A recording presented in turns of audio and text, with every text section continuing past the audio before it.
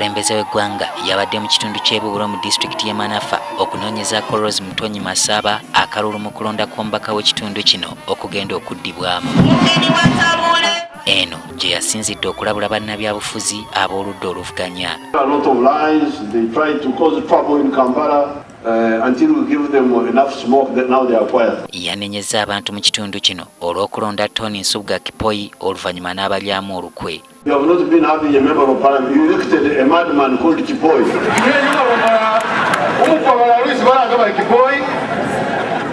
Now, when he got there, that he wanted to overthrow NRM government with guns. But I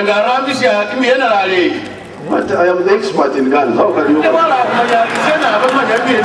Kipoi ye yali omubaka w'ekitundu kino wabula oluvannyuma yakwatibwa mu ggwanga lya Congo ku bigambibwa nti yali akolagana n'abayeekera mu ggwanga eryo.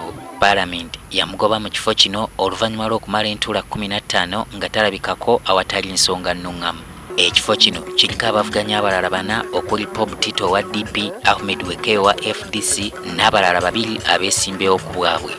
Ng'omukulembeze tannalabikako ekikonde gwe kyanyoose ng'abawagizi balwanira obusaati bwa NRM era entuuyo z'abasse.